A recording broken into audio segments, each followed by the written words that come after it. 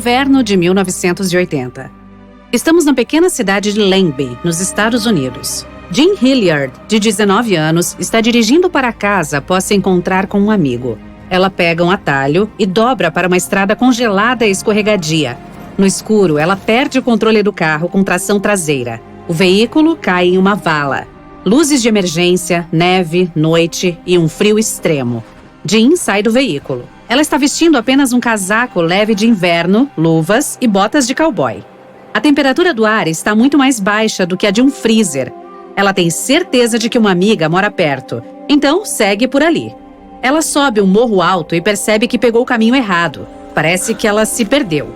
A garota anda mais alguns quilômetros e vê a casa de sua outra amiga lá longe. Congelada, ela caminha até lá. Então, tudo fica preto. E Jean perde a consciência. Na manhã seguinte, o agricultor Wally Nelson acorda com um ótimo humor.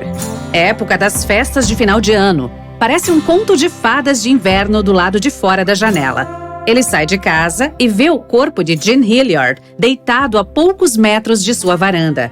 Wally se aproxima da garota, a sacode e fica horrorizado. O corpo dela está rígido e frio como madeira congelada. Os olhos dela estão abertos e não se movem. O cabelo congelou. Ela simplesmente não parece viva. Mas Wally vê que ela ainda está respirando. Jean conseguiu sobreviver. Wally quer colocá-la no carro dele para levá-la ao médico. Mas o corpo da menina não se dobra e não cabe no automóvel. Parece uma estátua. Ele pega um carro maior e corre para o hospital o mais rápido possível. Os médicos atendem Jean, mas acham que ela não tem chances de sobreviver. Sua mão está tão dura e congelada que nenhuma agulha consegue penetrá-la. A temperatura baixa, os olhos vidrados e os músculos duros como pedra são todos resultado do modo de emergência. O corpo dela direcionou todo o sangue para os órgãos vitais para garantir seu funcionamento. É por isso que outras partes do corpo parecem tão sem vida e sua pele e músculos não reagem a nada. Os médicos decidem colocar compressas de aquecimento na menina para aquecê-la. A família aguarda pela sua recuperação. Mas agora, tudo o que eles podem fazer é apenas esperar. O congelamento é muito perigoso, pois todo o líquido congelado começa a se expandir. Encha uma pequena garrafa com água e coloque-a no freezer por algumas horas. Em seguida, retire-a e você verá que a garrafa parece ter se expandido ou até rachado por causa do aumento do volume do líquido. A mesma coisa acontece dentro dos nossos corpos. Somos constituídos por quase 70% de água. Quando ela congela, suas partículas se transformam em cristais de gelo que rompem as membranas celulares. Os fragmentos de gelo podem se expandir e destruir os tecidos. Isso é chamado de geladura. Além disso, nosso corpo pode desacelerar todos os processos internos em condições de frio extremo para economizar força e energia. O coração bate menos e os pulmões param de consumir tanto oxigênio. O metabolismo fica mais lento. Isso aconteceu com Jean e talvez tenha sido o que salvou sua vida naquele dia. Ela ficou deitada na neve com frio extremo por cerca de 6 horas. Mas por que as partículas de gelo não começaram a destruir suas membranas celulares? Como o corpo dela resistiu a tantos danos e conseguiu sobreviver? De volta ao hospital, os médicos ficaram felizes em ver Jean melhorar. O sangue quente se espalhou pelos vasos congelados e trouxe o corpo dela de volta à vida. Surpreendentemente, os cristais de gelo não danificaram os músculos nem a pele. Algumas horas depois, a menina recuperou a consciência. Ao meio-dia, ela começou a falar. Jean não sabe o que aconteceu. Ela se lembra de caminhar até a casa da amiga e depois acordar no hospital. O que mais a preocupa agora é que o carro do pai dela está em algum lugar em uma vala. O que aconteceu foi que a garota caiu e rastejou até a casa de Wally Nelson. Ela não se lembra, mas aparentemente seu cérebro ativou o instinto de sobrevivência naquela noite. Infelizmente, ela não conseguiu rastejar os últimos metros. Acabou desmaiando na porta e ficando lá por 6 horas. Os médicos examinaram a menina e viram que ela estava completamente saudável. Ela logo recebeu alta do hospital. Este caso não é único. O professor de medicina de emergência, David Plummer, disse ter visto cerca de 12 casos semelhantes nos últimos 10 anos, em que os pacientes sobreviveram a congelamentos severos. Jean voltou para casa e descobriu que ficou famosa. As pessoas escreviam sobre ela em jornais, queriam entrevistá-la e gravaram documentários. Seu caso atraiu a atenção de muitos médicos ao redor do mundo, mas ninguém foi capaz de descobrir exatamente como ela conseguiu sobreviver. No caso dos humanos, essas recuperações parecem um milagre absoluto. Mas muitas criaturas do mundo natural podem adaptar seu corpo a condições extremas. Uma delas é a rã arborícola. Esses animais vivem principalmente em partes temperadas e tropicais da Eurásia. Às vezes, eles têm que lidar com clima frio. O seu corpo injeta glicose na corrente sanguínea quando sente que está congelando, e o conteúdo de suas células se transforma em um xarope. O açúcar diminui o ponto de congelamento da água. Assim, as rãs arborícolas se adaptaram a essas condições. A água fora de suas células pode congelar. Seu corpo pode ficar duro como cubos de gelo, mas elas estarão vivas, sentindo-se ótimas. Então, quando fica mais quente, elas se recuperam totalmente.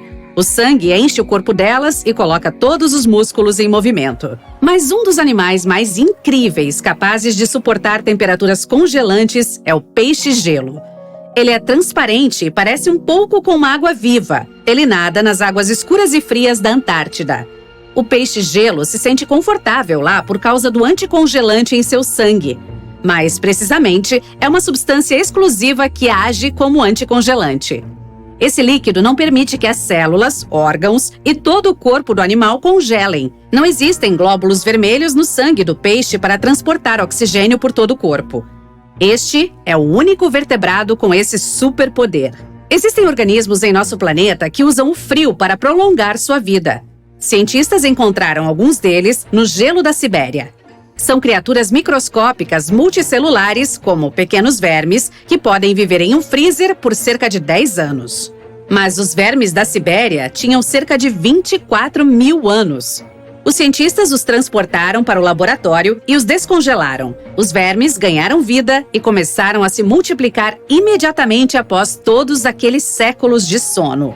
Seu corpo pode entrar em criptobiose. Isso é quando um organismo totalmente congelado tem funções vitais mínimas.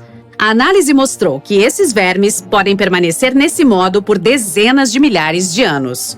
E existem muitos desses animais no nosso planeta. Além disso, essas criaturas são algumas das mais resistentes à radiação no mundo. São praticamente inatingíveis. Mas voltando à nossa história, é possível que o corpo de Jean Hilliard tenha entrado em uma breve criptobiose. Talvez houvesse algum líquido não congelante no sangue da garota, mas ninguém sabe ao certo. Atualmente, ela tem um emprego comum e quase não se lembra daquele dia. Mais pesquisas sobre este tópico podem ajudar os cientistas a criar medicamentos especiais que podem ajudar em temperaturas congelantes.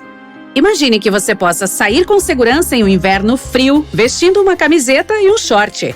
Sairia vapor pelo seu corpo e o gelo sob seus pés derreteria. Você se sentiria quente por dentro. Um sonho, talvez, mas realisticamente, os fabricantes de casacos nunca permitiriam isso, é claro. Um ser humano pode sobreviver até 2 meses sem comida, alguns dias sem água e 69 dias preso no subterrâneo. Pelo menos foi isso que 33 mineiros no Chile conseguiram fazer. O dia 5 de agosto de 2010 começou como um dia normal de trabalho nas profundezas do subsolo. Os mineiros estavam trabalhando em suas atividades, cavando em busca de cobre, ouro e outros minerais. Alguns deles estavam trabalhando a quase 762 metros abaixo da superfície. Outro grupo estava descansando no refúgio, uma sala escavada na rocha para os mineiros relaxarem e respirarem um pouco de ar fresco bombeado da superfície. Eles estavam esperando que uma caminhonete os levasse para almoçar. Por volta das 2 da tarde, eles sentiram algumas vibrações. Em seguida, houve um grande estrondo. Tudo ao redor começou a tremer, a poeira encheu o ar e a passagem desmoronou, prendendo os homens lá dentro. Quando o barulho diminuiu, os mineiros decidiram subir correndo para a superfície a partir do refúgio. Seu gerente de turno e outros uniram forças determinados a resgatar cada um dos homens. Lá embaixo, 2 mineiros estavam carregando pedras em um caminhão quando sentiram uma explosão de pressão. Eles acharam que não era nada de extraordinário, até que a poeira ficou tão espessa que não conseguiam enxergar nada. Dirigindo às cegas, quase colidiram com o supervisor de turno, que fez sinal para que parassem. Com um caminhão agora lotado de homens aterrorizados, eles iniciaram uma jornada traiçoeira em direção à superfície. O caminhão teve dificuldades para suportar o peso dos passageiros, mas seguiu em frente. Eles se encontraram com mais trabalhadores amontoados no caminhão como sardinhas. Obstáculo por obstáculo, eles se moveram para a superfície até se depararem com uma enorme rocha que pesava cerca de 700 mil toneladas, tão alta quanto um prédio de 45 andares. Eles enviaram o menor dos mineiros para ver se havia alguma esperança de passar ao lado da rocha. Ele só conseguiu rastejar 3 metros para frente com uma lâmpada na mão e disse a todos os outros que não havia chance de ir mais longe. Alguns dos mineiros mais velhos já haviam ficado presos no trabalho, mas geralmente eram algumas rochas que uma escavadeira poderia remover em algumas horas. Dessa vez, foi diferente. Os mineiros não planejavam desistir, por isso, eles se dividiram e um grupo procurou por poços que permitissem a entrada de ar, água e eletricidade na mina. Esses poços deveriam ter escadas para servir como uma sala de fuga. Eles conseguiram encontrar uma chaminé com uma escada. Um dos mineiros subiu, respirando poeira e se segurando nas paredes escorregadias. A chaminé o levou à mesma parede rochosa que haviam visto antes. Isso significava apenas uma coisa: realmente não existia saída. Eles tiveram que dar a triste notícia ao restante dos mineiros que voltaram para o refúgio. Havia lanches suficientes para alimentar 33 pessoas por vários dias. Alguém pegou os lanches, ainda sem perceber que poderiam ficar presos lá embaixo por dias ou semanas. Latas de pêssegos, ervilhas e atum, 6 galões de leite condensado e 93 pacotes de biscoitos eram tudo o que eles tinham. A única coisa com a qual não precisariam se preocupar era a água. Havia água mais do que suficiente nos tanques próximos, que mantinham os motores resfriados. Todas as conexões com o mundo exterior, a eletricidade, o sistema de intercomunicação, o fluxo de água e o ar comprimido foram cortadas. Os homens que trabalhavam acima do solo naquele dia fatídico também ouviram as explosões e viram a nuvem de poeira em frente à entrada principal. Enquanto os mineiros estavam se acomodando para a primeira noite no refúgio, a equipe de emergência local estava tentando fazer tudo ao seu alcance para salvar a todos. Uma equipe desceu em uma caminhonete até se chocar com a massa de rocha cinza a cerca de 457 metros. Outra equipe tentou descer pelas chaminés por meio de cordas e roldanas, mas encontrou obstáculos em todos os níveis. O supervisor da equipe tirou seu capacete branco característico para mostrar que todos os trabalhadores eram iguais agora. Como os mineiros lembraram mais tarde, esse foi um gesto inspirador para eles. No dia 7 de agosto, houve outro desmoronamento que bloqueou os poços de ventilação. No dia seguinte, os socorristas começaram a perfurar buracos e enviaram sondas de escuta para verificar se havia algum sinal de vida lá embaixo, sem resultados. Os mapas da mina estavam desatualizados, o que tornou a busca mais complicada. Nas profundezas da superfície, os mineiros tentavam manter o ânimo, conversando, brincando e contando histórias. Seus telefones não tinham sinal, mas eles ainda podiam usá-los como câmeras para gravar vídeos sobre sua sobrevivência no subsolo. Seus metabolismos estavam ficando mais lentos, e até mesmo os mais ativos estavam dormindo mais do que o normal e tendo pesadelos assustadores. Havia uma névoa pairando sobre seus pensamentos. Eles passaram 17 dias sem nenhum contato com o mundo exterior, comendo apenas uma vez a cada 2 dias. Alguns dos mineiros começaram a ter problemas de saúde. No dia 22 de agosto, uma das cerca de 30 sondas enviadas para a mina detectou uma escuta. Ela retornou com uma nota dizendo: todos os 33 de nós estão bem no abrigo. Logo, os socorristas conseguiram entregar comida, água, cartas, primeiros socorros e outros suprimentos necessários pelo estreito furo. Eles também enviaram câmeras de vídeo de alta tecnologia que transmitiam imagens ao vivo dos homens em seu ambiente vaporoso, semelhante a uma sauna. Os mineiros inventaram um sistema de trabalhos e rotinas para sobreviver nessas condições e manter a sanidade. Acima do solo, uma equipe internacional de gênios da engenharia e da mineração se reuniu para decifrar o código de como trazer essas almas corajosas de volta à superfície. Eles elaboraram um plano para perfurar um túnel de fuga e baixar uma cápsula dentro da mina, grande o suficiente para acomodar uma pessoa de cada vez. Em seguida, um guindaste puxaria a cápsula de volta à superfície. Eles trouxeram 3 plataformas de perfuração diferentes para o local e começaram a trabalhar no dia 30 de agosto, 25 dias após o acidente. Os trabalhadores presos estavam ajudando a resgatá-los lá de baixo. Eles formaram 3 equipes e trabalharam em turnos de 8 horas, demolindo os detritos causados pela perfuração para reforçar as paredes da mina. O plano original era libertá-los em dezembro, mas a perfuratriz do plano B terminou de trabalhar no dia 9 de outubro. Foram necessários mais 2 dias para alinhar o túnel com tubos de metal. Finalmente, uma equipe de resgate desceu a mina dentro da cápsula. As famílias e os amigos dos mineiros estavam esperando acima do solo em um improvisado acampamento Esperança. O primeiro trabalhador saiu da mina depois de uma jornada de 15 minutos através de 625 metros de rocha dentro da cápsula. Ele foi saudado como um herói. Um a um, todos eles escaparam do refúgio. Milhões de pessoas em todo o mundo acompanharam o resgate pela TV ao vivo. Demorou menos de um dia, em vez das 48 horas planejadas. Todos os 33 mineiros, com idades entre 19 e 63 anos, foram resgatados e estavam, em sua maioria, com boa saúde. Todos tiveram que usar óculos escuros para ajudar seus olhos a enxergar o sol depois de ficarem em um espaço com tão pouca luz por tanto tempo. Um dos últimos mineiros a subir de volta à superfície foi Franklin Lobos, um ex-jogador de futebol profissional. Enquanto ele estava lá embaixo, times de todo o mundo assinaram camisetas para ele. Franklin recebeu esse presente de boas-vindas e uma bola de futebol. Ele disse que tinha sido a partida mais difícil de toda a sua vida. Os incríveis 33 receberam uma chuva de amor e elogios. Eles tiveram a garantia de 6 meses de assistência médica de primeira linha. Também viajaram para destinos internacionais para falar como palestrantes motivacionais, aparecer em público e explorar marcos famosos. Houve até um desfile na Walt Disney World, na Flórida, em homenagem aos mineiros. Um filme chamado 33, baseado na história deles, foi lançado em 2015 com a participação de Antônio Bandeiras. Ele interpretou o papel do mineiro que filmava registros diários em vídeo para garantir ao público que eles estavam bem. Essa história, que muitos consideram um verdadeiro milagre, entrou para a história e para o Guinness Book of World Records como o maior tempo de sobrevivência de alguém preso no subterrâneo. Quer ouvir algo chocante? Em uma tomada doméstica comum de padrão americano que usamos para carregar o telefone, a tensão é de 110 volts. Uma linha de energia de alta tensão que fornece eletricidade a dezenas de edifícios tem uma tensão de 100 mil volts. A energia de um raio é de mais de 10 milhões de volts. E a temperatura do relâmpago é quase o dobro da temperatura na superfície do Sol. E essa carga incrível está voando a uma velocidade apenas 2,5 vezes mais lenta do que a velocidade da luz.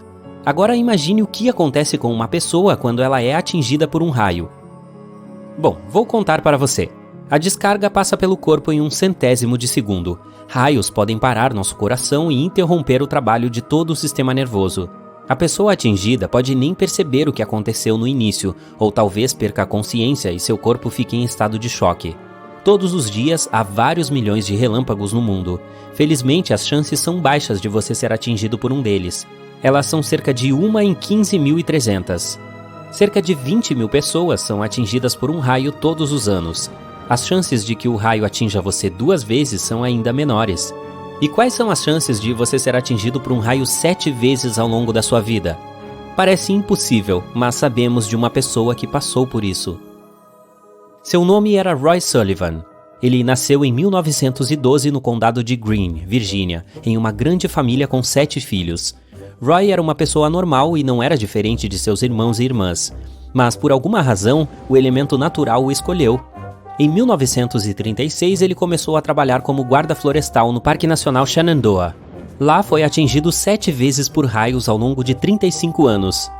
O primeiro acidente aconteceu em abril de 1942. Naquele dia, uma forte tempestade começou e Roy se refugiou em uma nova torre de incêndio, onde os construtores não haviam instalado um para-raios. O prédio foi atingido por raios várias vezes. Um grande incêndio começou e ele saiu correndo. Quando estava a poucos metros do abrigo, um raio queimou um buraco em seu sapato, atingindo seu dedo do pé. A próxima vez ocorreu 27 anos depois, em julho de 1969. Roy estava trabalhando no Parque Nacional e estava dirigindo um caminhão por um terreno montanhoso, quando uma tempestade começou. Um raio o atingiu pela janela aberta do carro. A carga queimou suas sobrancelhas e cílios e tocou levemente em seu cabelo. Roy perdeu a consciência e o carro continuou a andar, até que parou na beira do penhasco. 15 minutos depois ele reacordou. Um ano mais tarde, em julho de 1970, ocorreu pela terceira vez. O tempo estava bom, mas em questão de minutos as nuvens ficaram mais espessas e uma tempestade começou. Um raio atingiu um transformador perto de Roy. O homem fugiu o mais rápido possível, mas a natureza o pegou novamente. Um raio atingiu seu ombro. 2 anos depois, em 1972, um raio o atingiu pela 4ª vez enquanto ele trabalhava em uma estação do Parque Nacional. A carga incendiou seu cabelo, e o homem correu para o banheiro e usou uma toalha molhada para apagar as chamas em sua cabeça ardente. A partir daquele momento, Roy começou a suspeitar que alguma força maligna invisível o estava perseguindo. Ele começou a carregar uma garrafa de água consigo para apagar o fogo em caso de outro ataque. A 5ª vez aconteceu no Parque Nacional novamente. Foi em 1973. Roy tropeçou em uma pedra e caiu. Naquele momento, ele notou nuvens de trovão no céu. Assustado, correu para seu caminhão, entrou e pisou no acelerador. Roy foi o mais longe possível, parou o veículo e saiu para ver onde estava a tempestade. E naquele momento, um raio o atingiu novamente. Este atravessou seu braço esquerdo e perna esquerda e incendiou seu sapato. Então, Roy voltou para o caminhão e apagou o fogo usando sua garrafa de água. Em 1976, ocorreu pela 6ª vez. Roy estava andando ao longo de uma trilha no parque, a pouco mais de 1 quilômetro do lugar onde o raio o atingiu da última vez. E então as nuvens de tempestade apareceram novamente. O raio brilhou e acertou a palma da mão de Roy. Após essa 6ª vez, ele começou a suspeitar que o problema era com o parque. Depois de 40 anos trabalhando, ele finalmente decidiu se demitir. Ele esperava que os raios parassem de persegui-lo, mas estava errado. Nesse momento, o homem já havia se tornado uma celebridade, mas a tal fama não o deixou aproveitar a vida. As pessoas tinham medo de ficar perto dele porque acreditavam que um raio poderia atingi-las a qualquer momento. Jornalistas deram a Roy Sullivan os apelidos de Spark Ranger, ou guarda-choque, e Human Lightning Conductor, ou para-raios humano. Claro, ele não gostava disso e se sentia muito solitário. Mas além desse problema, ele também sofria com medo e um sentimento de perseguição constante. O tempo todo ele esperava que um raio o atingisse novamente a qualquer momento. Felizmente ele era casado e sua esposa o apoiou e o ajudou em tudo. Após deixar seu emprego, Roy decidiu se mudar com sua esposa para uma pequena cidade de Dooms, no estado da Virgínia. 1 ano se passou sem acidentes, quando então, em 25 de junho de 1977, um raio atingiu Roy novamente. Ele foi pescar na lagoa local de manhã cedo. A pesca foi boa, mas o céu estava nublado. Roy imediatamente pressentiu que haveria um raio. Havia um cheiro de enxofre no ar, e os pelos em seus braços ficaram arrepiados. Todo o seu corpo estava tenso. Um raio atingiu a cabeça de Roy, passando pelo peito e estômago. O homem correu para seu carro para se esconder. Naquele momento, um urso faminto saiu da floresta. Ele se aproximou do balde de peixe de Roy para pegar todas as trutas que o homem havia pescado. Para expulsar o animal, Roy saiu correndo do veículo com o cabelo em chamas. Após o 7º raio, ele perdeu a audição no ouvido esquerdo e percebeu que não podia se esconder de relâmpagos em nenhum lugar. Sua esposa tinha medo de ficar com ele ao ar livre durante tempestades. Um dia ela estava pendurando roupa no quintal. Roy saiu de casa para ajudá-la. Alguns minutos depois, um raio atingiu a sua esposa. Felizmente, ela não ficou gravemente ferida. Depois disso, além do medo e da solidão social, ele começou a sentir culpa. Claro, muitos médicos e cientistas tentaram ajudá-lo, mas ninguém conseguiu encontrar a razão para esse fenômeno estranho. De acordo com a ciência, tudo foi apenas uma coincidência. Matemática e física não conseguiram explicar. Com tais respostas de cientistas, Roy acreditava que forças invisíveis o estavam perseguindo ou que estava sendo punido por algo. Talvez a resposta esteja no passado do homem. O Serviço Nacional de Parques e os médicos documentaram todas as 7 vezes que ele foi atingido por um raio. Mas houve outra, uma 8ª vez, que não pôde ser confirmada. De acordo com Roy, um raio o atingiu em sua juventude quando ele estava ajudando seu pai a cortar trigo. A descarga atingiu a lâmina da foice. Ninguém viu além do menino. Talvez naquele momento o raio tenha mudado algo em seu corpo, tornando-o mais atraente para os raios futuros. O raio sempre escolhe o caminho de menor resistência. E é assim que eles ocorrem. Chuva, gelo e partículas de neve colidem entre si dentro de uma tempestade. Esse processo aumenta o desequilíbrio entre as nuvens e o solo, carregando negativamente as camadas mais baixas das nuvens. As coisas lá embaixo, como árvores e a terra, ficam carregadas positivamente e criam outro desequilíbrio. A natureza tenta remediar esse desequilíbrio entre duas cargas opostas, passando uma corrente elétrica através delas. Talvez a natureza tenha sentido algum desequilíbrio de carga no corpo de Roy e tentou corrigir, mas por que ele foi atingido em um intervalo de 1 ou 2 anos? Além disso, mais de 20 anos se passaram entre o primeiro e o segundo evento. Os cientistas ainda não conseguem explicar o que aconteceu com ele. Talvez Roy fosse apenas um homem atraente. Como você provavelmente pode prever, Roy Sullivan foi listado no livro Guinness dos Recordes como a pessoa atingida por um raio com mais frequência no mundo.